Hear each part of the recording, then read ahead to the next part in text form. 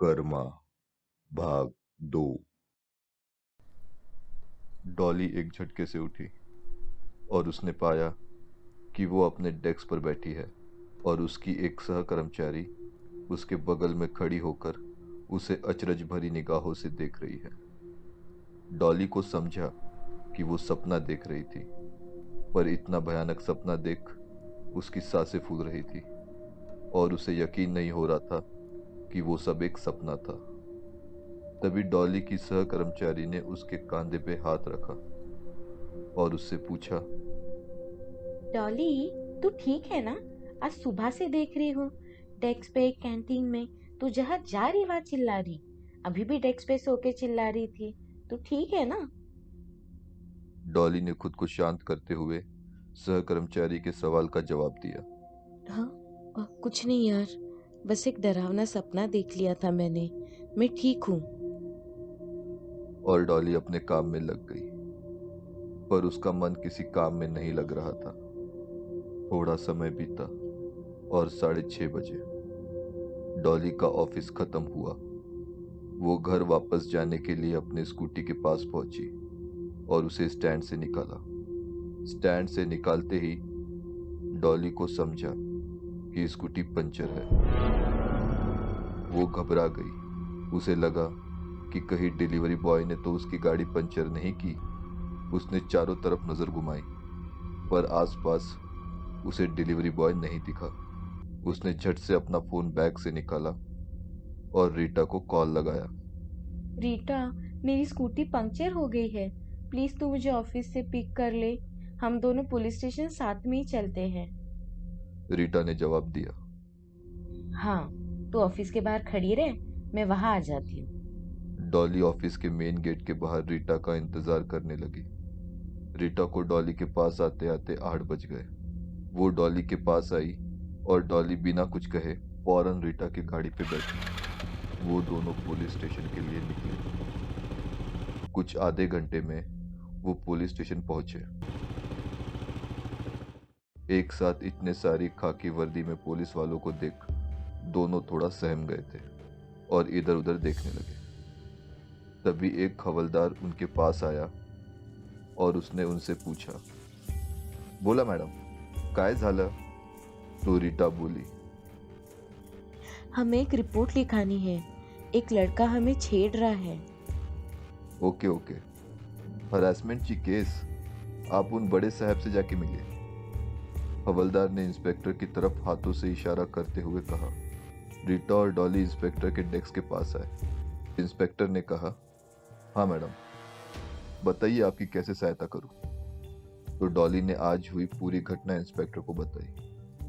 फिर इंस्पेक्टर ने कहा, ओके मैडम, क्या आप मुझे उस डिलीवरी बॉय के बारे में और कुछ जानकारी दे सकती है, जैसे हुलिया वगैरह कुछ?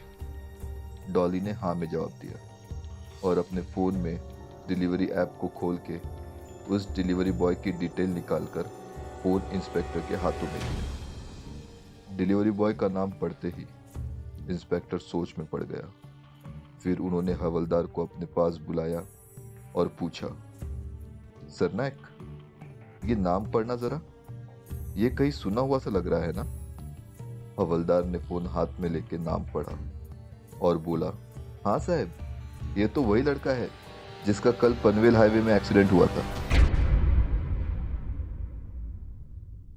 ये सुनते ही रीटा और डॉली की दिल की धड़कनें रुक सी गई और डॉली एक सांस में बोली, अरे ये कैसे हो सकता है? मैंने आज सुबह इसको अपनी बिल्डिंग में और ऑफिस में देखा। ये मर कैसे सकता है? तो इस पे हवलदार ने जवाब दिया, मैडम, मैं कब बोला कि ये लड़का मर गया? इसको सिर्फ दाहिने पैर में बहुत चोट आई है और 2-3 दिन वो चल नहीं सकता। पर इसकी माँ, जिन्हें कान से थोड़ा कम सुनाई देता था, सिर्फ इतना सुन के कि लड़के का एक्सीडेंट हुआ है, वो चल बसी। हवलदार की बात को आगे बढ़ाते हुए इंस्पेक्टर साहब बोले, हाँ, तो ये लड़का आपको कैसे छेड़ सकता है? ये तो चल भी नहीं सकता कुछ दिन, तो ये आपके ऑफिस और घर के नीचे कैसे आ सकता है? इस पे डॉली कुछ कहती कि रीटा उसे इंस्पेक्टर से दूर ले गई और बोली, अबे चुप!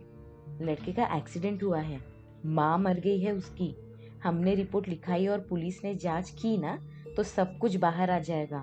हम भी फंस जाएंगे। हम चुपचाप यहाँ से निकलते हैं। फिर रीटा और डॉली गैर समझ का बहाना बनाकर वहां से निकल गए। पुलिस स्टेशन से बाहर आते ही डॉली ने विपुल को एक मैसेज किया और फिर फोन लगाया। विपुल के फोन उठाते ही डॉली ने विपुल से सवाल किया। अरे विपुल, दोपहर में कैंटीन में जो लड़का आया था, वो यही था ना जिसकी मैंने तुम्हें पिक भेजी है? विपुल ने जवाब दिया, नहीं यार डॉली, ये लड़का नहीं था वो लड़का तो तुम्हें जानता भी नहीं था। पता नहीं तुमने उस पर छेड़खानी का इल्जाम क्यों लगाया। वो बेचारा तो सामने वाले टेबल का ऑर्डर लेके आया था। विपुल की बात सुन डॉली विचलित हुई और परेशानी भरी आवाज में विपुल से बोली, क्या बात कर रहा है यार? और फोन काट दी। फिर उसने एक मैसेज अपने बिल्डिंग के गार्ड को किया और फिर उसे फोन लगाया। बिल्डिंग के गार्ड के फोन उठाते ही डॉली ने पूछा, बहादुर, जो लड़का सुबह पार्किंग लॉट में आया था, वो यही था ना? तो बहादुर थोड़ा सोचते हुए बोला, मैडम, सुबह तो बहुत लोग पार्किंग लॉट में आते हैं। आप किसकी बात कर रही है? ये सुनते ही डॉली चिढ़ते हुए बोली, अरे बहादुर, तुमको फोन पे फोटो आई होगी, उसे देखो। वो लड़का सुबह पार्किंग लॉट में था ना जब हमारी बात हुई थी। ओह अच्छा मैडम, 1 मिनट दीजिए, बहादुर बोला। फिर कुछ पल बाद बहादुर ने जवाब दिया, मैडम, ये लड़का तो आज आया ही नहीं। तो डॉली ने गुस्से से बहादुर पर सवाल दागा, अरे तो बहादुर, जो डिलीवरी बॉय सुबह पार्किंग लॉट में था, वो कौन था फिर? वो यही था ना? डॉली के गुस्से से सहम कर बहादुर दबी हुई आवाज में बोला, नहीं मैडम, वो ये नहीं था, वो दूसरा लड़का था। विपुल और गार्ड की बात सुन डॉली हक्की बक्की रह गई। उसने रीटा से कहा, ये क्या बोल रहे हैं यार? मैंने आज सच में उस डिलीवरी बॉय को देखा। डॉली को परेशान देख रीटा डॉली को संभालते हुए बोली, छोड़ना यार, आज सुबह से तू डिस्टर्ब है, इसलिए तुझे वहम हुआ होगा। मत सोच उतना उस डिलीवरी बॉय के बारे में। छोड़, चल अब घर निकलते हैं।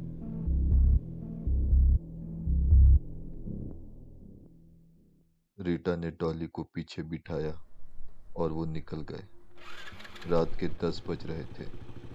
रीटा स्कूटी चला रही थी और डॉली उसके पीछे बैठ बाई और डिवाइडर पे लगे लैंप पोस्ट को देख दिन भर की सारी घटनाओं के बारे में सोच रही थी। रास्ते पर डॉली की स्कूटी के अलावा 2-4 गाड़ियां और थी। डॉली रीटा के पीठ पे सर रख आंखों के सामने आने वाले लैंप पोस्ट को पीछे जाता देख रही थी और सोच में डूबी थी कि अचानक उसे लैंप पोस्ट के पास एक औरत खड़ी दिखाई दी। उसे देख डॉली ने अपनी आंखें मसली। फिर वो पीछे मुड़ी जहां वो औरत दिखी थी। अब उस लैंप पोस्ट के पास कोई नहीं था। फिर डॉली ने सामने देखा और वो बहुत चक्की रह गई। वो औरत फिर डॉली को अपने सामने वाले लैंप पोस्ट पे खड़ी दिखाई दी। वो औरत बहुत डरावनी थी। उसके चेहरे पे धसी हुई आंखें, सफेद बाल और चेहरे पे जगह जगह अजीब से बड़े दाग, मानो जैसे वो चमड़ी सड़ चुकी हो। और उस औरत का अचानक कमर के नीचे का हिस्सा आग में जलने लगा और वो औरत डॉली को देखकर जोर से रोने लगी। उस औरत को देख डॉली जोर से चिल्लाई और डॉली की चीख सुन रीटा ने रास्ते के बीचों बीच ब्रेक लगाया। रुक मत, चलती रह, चलती रह। रीटा ने भी डॉली को घबराता देख उसकी बात मानी और गाड़ी चलाने लगी और चलती गाड़ी पे डॉली से पूछी, क्या हुआ?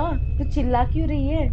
तो डॉली ने जवाब दिया, तू सीधा सामने देख के गाड़ी चलाती रहे, एक चुड़ैल अपने पीछे आ रही है। डॉली रीटा को जवाब दे रही थी और जवाब देते देते उस औरत को अपने सामने आने वाले हर लैंप पोस्ट पर जलता हुआ भी देख रही थी। डॉली का जवाब सुन रीटा भी सोच में पड़ गई। कि डॉली को चुड़ैल कैसे दिख रही है, पर वो गाड़ी चलाती रही। डॉली ने जैसे तैसे खुद पर काबू पाया, पर उसका दिल मुंह में आ गया था। वो बहुत भयभीत हो चुकी थी। उसने आंखें बंद की और रीटा को जोर से दोनों हाथों से घेरा बनाकर पकड़ ली। क्या हुआ? डॉली ने कहा। तू रुक मत यार, प्लीज चलती रहे। और डॉली ने आंखें बंद कर ली। पर डॉली की आंखें बंद करने पर भी डॉली के कानों में उस औरत की आवाज आ ही रही थी। थोड़ा दूर जाते ही आवाज धीमी हुई और फिर बंद हो गई। डॉली ने अपनी आंखें खोली और वो औरत लैंप पोस्ट के पास नहीं दिखाई दी। डॉली के जान में जान आई। वो औरत उसे कहीं नहीं दिखाई दे रही थी। उसे लगा वो उस चुड़ैल से दूर आ गए हैं। डॉली ने सांस लेते हुए अपनी दाई ओर देखा और उसकी जान हलक में आ गई।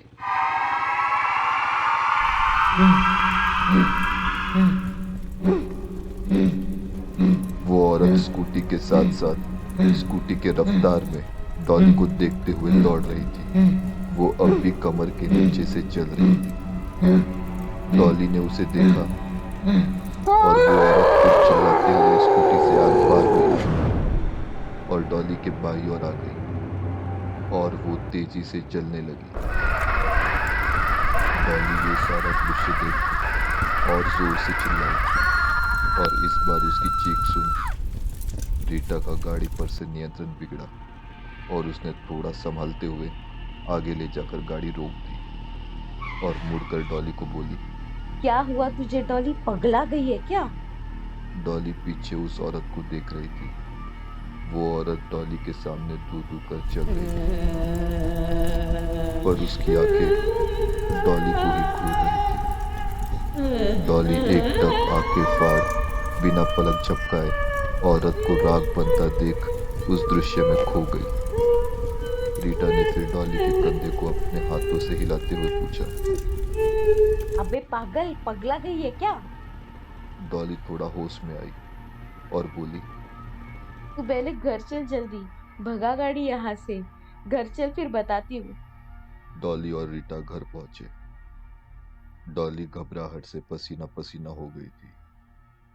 फिर रीटा ने पूछा। अब तो बता क्या हुआ, क्यों पागल जैसे चिल्ला रही थी पूरे रास्ते भर? तो डॉली ने रोते हुए सारी घटना रीटा को बताई। डॉली की बातें रीटा के पल्ले नहीं पड़ रही थी, क्योंकि उसने सारे रास्ते ना ही कोई औरत देखी और ना ही डॉली के अलावा किसी और को चिल्लाते हुए सुना। रीटा ने डॉली से कहा। क्या बात कर रही है यार, मैं भी तो थी तेरे साथ पूरे रास्ते। मैंने तो किसी के रोने की या चिल्लाने की आवाज नहीं सुनी तेरे अलावा। डॉली ने रीटा से कहा। मेरा यकीन कर यार, वहां एक जलती औरत थी, वो हमारे गाड़ी के पास भी आई थी। तो रीटा डॉली से बोली। मुझे लगता है तू ना सुबह से परेशान है, इसलिए तुझे वहम हो रहे। तू एक काम कर, तू अभी सो जा, अपन कल बात करते। डॉली को अकेले सोने में डर लग रहा था। उसने रीटा से विनती की कि आज वो उसके साथ उसके कमरे में सोए। रीटा ने भी इस पे हामी भरी। रात को 1:30 बज रहे होंगे। डॉली को नींद नहीं आ रही थी। उसने मुड़कर रीटा को देखा तो वो गहरी नींद में सो रही थी।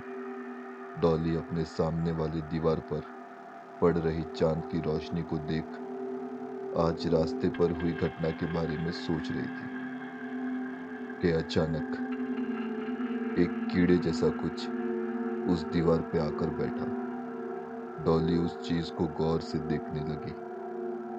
तभी उस चीज से दीवार पे एक छोटी दरार हुई। डॉली चौंक कर पलंग पर बैठ गई। फिर धीरे धीरे वो दरार छत की ओर बढ़ने लगी। डॉली ने चिल्लाने की कोशिश की, पर उसके गले से आवाज नहीं निकल रही थी। वो दरार छत से होते हुए कमरे के दूसरे कोने तक गई।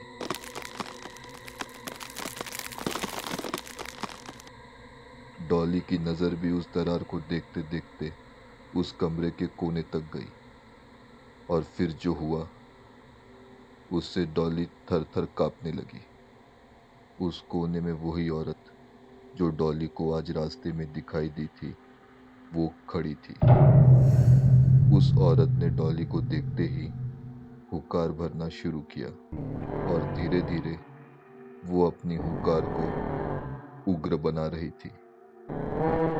और फिर अचानक उस औरत ने एक तेज हुकार मारी और उसका जबड़ा लटक गया। ये भयानक दृश्य देख डॉली ने रीटा को देखा और उसे जगाने के लिए अपने हाथ आगे बढ़ाए, पर जैसे उसके हाथ पांव को लकवा मार गया हो। वो ना हाथ हिला पा रही थी ना पैर।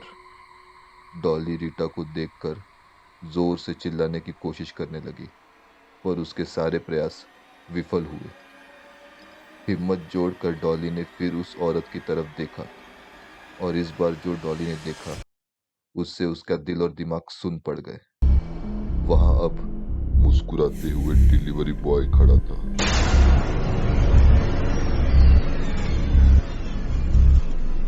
डॉली ने फिर रीटा की तरफ देखा, पर अब रीटा वहां से गायब थी। डॉली फिर से उस डिलीवरी बॉय की तरफ देखी तो डिलीवरी बॉय ने झट से अपना हाथ आगे किया और वो बोला, मैडम, आपका ऑर्डर। और डिलीवरी बॉय के हाथों में कोई पार्सल नहीं, रीटा का कटा हुआ सर था। रीटा का सर देख डॉली जोर से चिल्लाई, और डिलीवरी बॉय ने भी एक शैतानी दहाड़ मारी। तभी बेडरूम की लाइट ऑन। डॉली बेड पर स्तब्ध बैठी थी। उसकी आंखें लाल हो गई थी और उनसे पानी आ रहा था।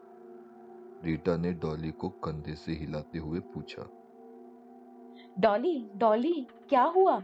इतना जोर से क्यों चिल्लाई?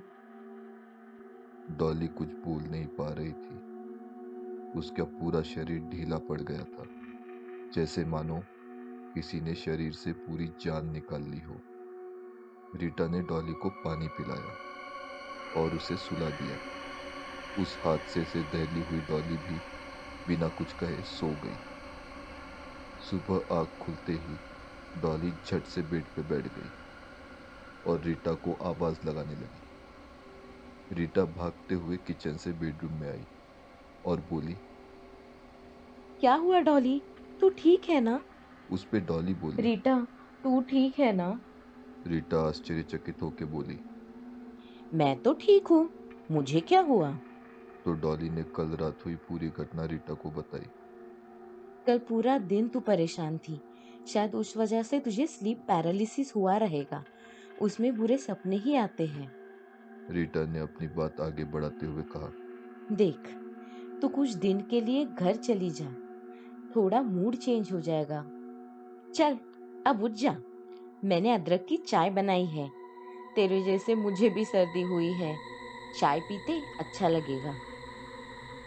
तकरीबन 9:30 बजे रीटा ऑफिस और डॉली घर जाने के लिए रेडी हुए। डॉली ने रीटा से पूछा, अरे रीटा, तूने मेरा ब्लैक जूता देखा क्या कहीं? एक पैर का मिल ही नहीं रहा है। रीटा ने कहा। रैक में देखना, वही कहीं होगा। डॉली के ढूंढने पर भी जूता नहीं मिला, तो याद करते हुए रीटा बोली, अरे, वो जूता तो उस दिन उस लड़के को फेंक के मारा था ना। रीटा ने जानबूझकर डिलीवरी बॉय शब्द का प्रयोग टाला। रीटा बोली। जरा दरवाजे के बाहर देखना, वही कहीं होगा। डॉली दरवाजे के बाहर नजर घुमाते हुए बोली, यहाँ नहीं है कहीं, जाने दे, मैं दूसरे पहन लेती। दोनों घर से निकल गए। रोज की तरह शाम 8 बजे रीटा घर पहुंची।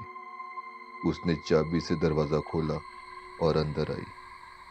वो पानी पीने के लिए किचन की तरफ बढ़ी, और किचन के दरवाजे पर ही उसके कदम थम गए। उसे अपनी आंखों पर विश्वास नहीं हो रहा था। उसने देखा डॉली दरवाजे की तरफ पीटकर जमीन से कुछ 1 फुट ऊपर हवा में उड़ रही है। रीटा ने कपकपाती आवाज में कहा। डॉली, डॉली। फिर डॉली रीटा की तरफ मुड़ी। उसके हाथ में माचिस थी।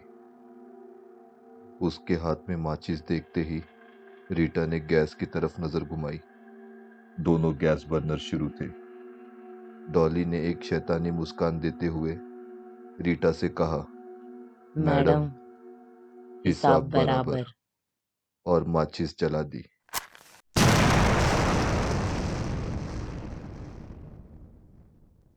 उस विस्फोट से सारी बिल्डिंग हिल गई। थोड़ी देर बाद वहां अग्निशामक दल और पुलिस की गाड़ी आई।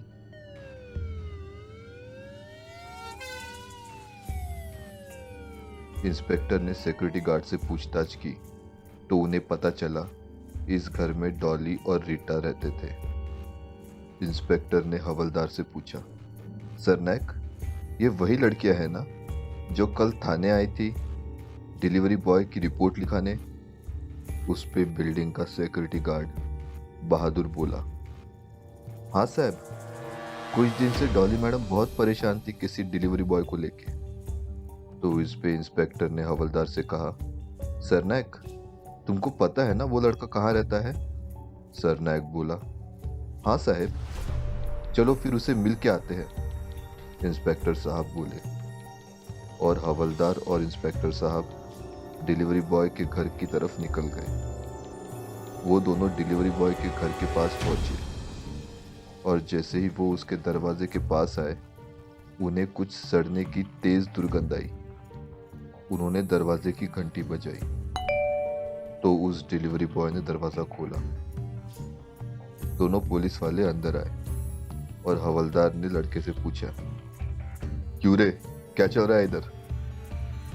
तो लड़का बोला, कुछ नहीं। तो इंस्पेक्टर उस लड़के को धक्का देते हुए घर के अंदर वाले कमरे में गए और उन्होंने देखा उस कमरे में जमीन पर कुछ आकृतियां बनी हैं और उन पर एक बड़ा मांस का टुकड़ा जो सड़ चुका था, एक जली हुई गुड़िया और एक काला जूता रखा है। अरे, वो जूता तो उस दिन उस लड़के को फेंक के मारा था ना। इंस्पेक्टर वो सब देख दंग रह गए और उन्होंने डिलीवरी बॉय से बड़े आक्रोश से पूछा, ये सब क्या चल रहा है इधर? तो उस डिलीवरी बॉय ने कहा, कुछ नहीं साहब, कुछ लोगों को उनके बुरे कर्मों की सजा दे दी।